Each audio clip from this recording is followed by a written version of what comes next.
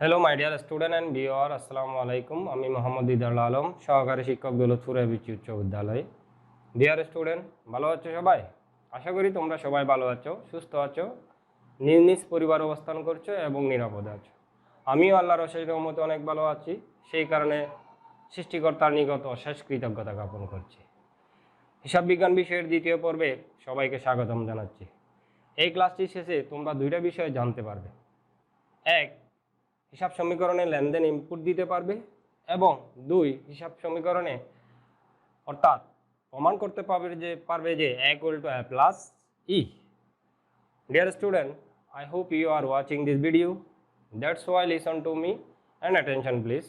So without wasting any more time, I am going to start my class with computer screen. Dear student, শুরুতেই আমরা গত ক্লাসের রিভিউটা দেখে নিই। প্রথম ক্লাসে আমরা শিখেছিলাম নাম্বার 1 হিসাব সমীকরণের মূল রূপ, নাম্বার 2 হিসাব সমীকরণের বর্ধিত রূপ, নাম্বার 3 হিসাব সমীকরণে লেনদেন ইনপুট দেওয়ার তিনটা পদ্ধতি বা তিনটা নিয়ম। আজকে আমরা শিখব এই তিনটা নিয়ম ব্যবহার করে কিভাবে হিসাব সমীকরণে লেনদেন ইনপুট দেওয়া যায় এবং প্রমাণ করা যায় A = A+E। তাহলে শুরু করা যাক। সেজন্য আমি কয়েকটি লেনদেন নিয়ে এসেছি। নাম্বার 1, জনাব কনক 10 লক্ষ টাকা নিয়ে ব্যবসা আরম্ভ করেন। নাম্বার 2, ওয়ান ব্যাংকে তিনি 50,000 টাকা জমা দিয়ে প্রতিষ্ঠানের নামে একটি ব্যাংক হিসাব খুলেন।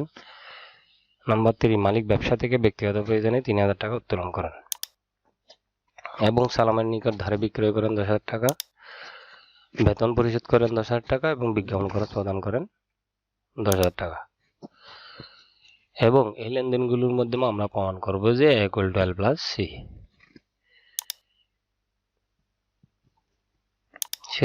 তাহলে প্রথমে বিবরণী ছকটা নিয়ে আসলাম এবং বিবরণী ছকে কোন কোন বিষয়গুলো অর্থাৎ বিবরণ হিসেবে কোন কোন বিষয়গুলো আসে আমরা দেখে নিই।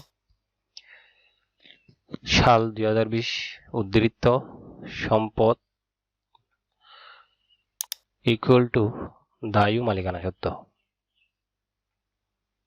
এবং মন্তব্য।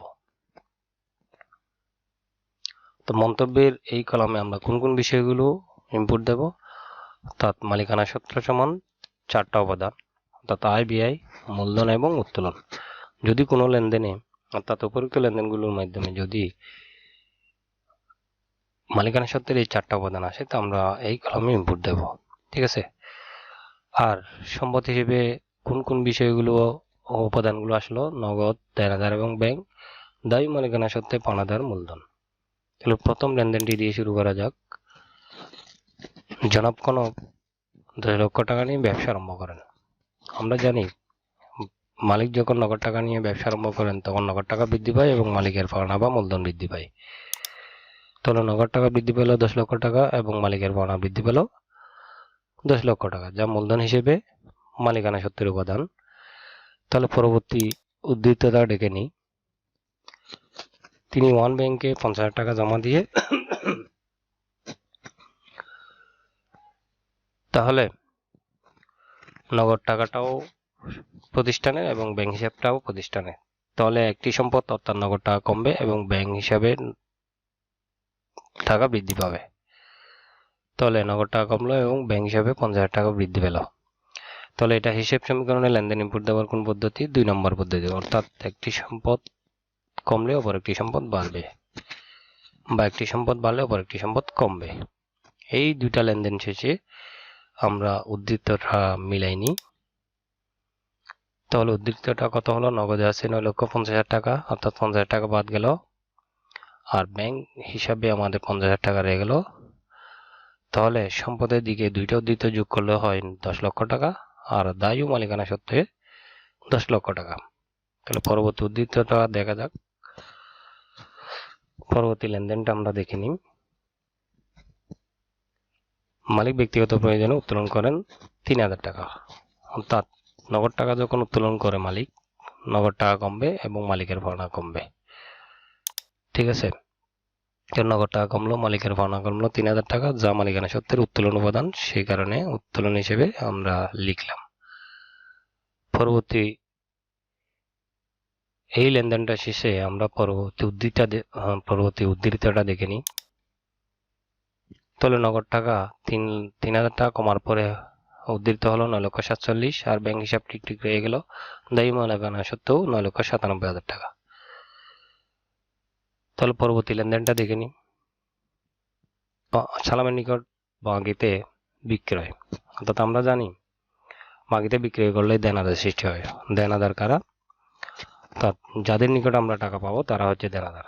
তাহলে দেনাদার বৃদ্ধি পেল 10,000 টাকা এবং বিক্রয়ের ফলে আয় হয়েছে, সেই কারণে মূলধন বা মালিকানা সত্ত্ব পড়লো 10,000 টাকা, যা মালিকানা সত্ত্বের আয় উপাদান।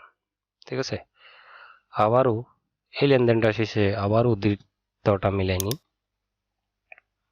তাহলে নগদ টাকা 9,47,000 টাকা, দেনাদার, ব্যাংক, আমাদের এই তিনটা উপাদান যোগ করে 10,07,000 টাকা হয়।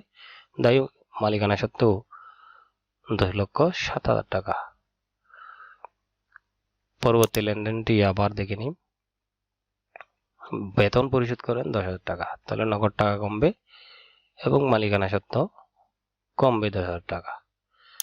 ঠিক আছে, তাহলে যেহেতু বেতন পরিশোধ করছে খরচ, সে কারণে মালিকানা সত্ত্বের ব্যয় উপাদান। এই লেনদেনটি শেষে উদ্ধৃতটা আবারও মিলাইনি।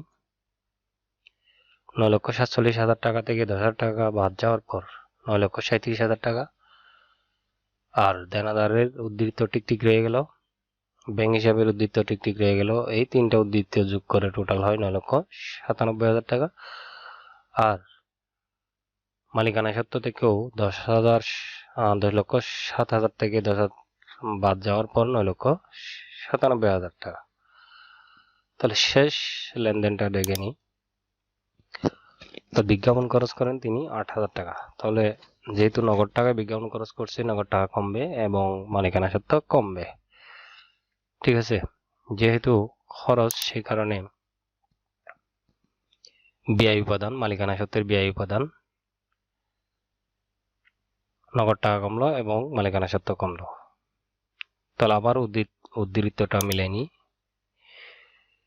তাহলে নগদ টাকা 9,37,000 টাকা ছিল আমাদের, সেখান থেকে 8,000 টাকা কমলো 9,29,000, আর দেনাদারের উদ্ধৃত রয়ে গেল, ব্যাংকেরও ঠিক রয়ে গেল। এই তিনটা উপাদান যোগ করে 9,89,000 টাকা হয়। দায়ী মালিকানা সত্ত্বেও 8,000 টাকা বাদ যাওয়ার পরে 9,89,000 টাকা। এখন আমরা টোটালটা দেখে নিব। তাহলে মোট সম্পদ সমান, এই যে নগদ, দেনাদার এবং ব্যাংক, এই তিনটা উপাদানের উদ্ধৃত যোগ করে আমরা পাচ্ছি 9,89,000 টাকা। আর দায়ী মালিকানা সত্ত্বের দিকেও সেম একইভাবে করে 9,89,000 টাকা। Wow, we have done it and prove it equal to A+E. Dear student, এই পর্যন্ত আজকের class. Before finishing my class, one more thing for you. Touch your book, read your book, practice your lesson, learn your lesson and realize your lesson, and practice more and more, because now you are totally free for COVID-19 crisis. So you have enough time to practice your lesson. এই করোনাকালীন সময়ে আমি recommend করব তোমরা daily 6টা ঘন্টা ন্যূনতম পড়ালেখা করো। কারণ স্কুল অ্যাক্টিভিটিস চলাকালীন সময়ে তোমরা সকাল 10টা থেকে 4টা 6টা ঘন্টা বিদ্যালয়ে অবস্থান করতে এবং সকালে বিদ্যালয়ে আসার জন্য 1 ঘন্টা প্রিপারেশন, সকালে 2 ঘন্টা পড়ালেখা, সন্ধ্যা বা রাত্রে 2 থেকে 3 ঘন্টা, অলমোস্ট 12টা ঘন্টা তোমরা ইনভেস্ট করতে। বর্তমানে এই ফ্রি সময়ে যদি 6টা ঘন্টা তুমি ইনভেস্ট করতে না পারো তোমার স্টুডেন্ট লাইফটাকে বাঁচানোর জন্য, তাহলে ওই স্টুডেন্ট লাইফটা আসলে সেভ করা যাবে না। সো আমার রিকোয়েস্ট হচ্ছে যে save your life, save your personal life, save your student life. No more today, আবারও কথা হবে পরবর্তী কোনো ক্লাসে। Till then, bye by.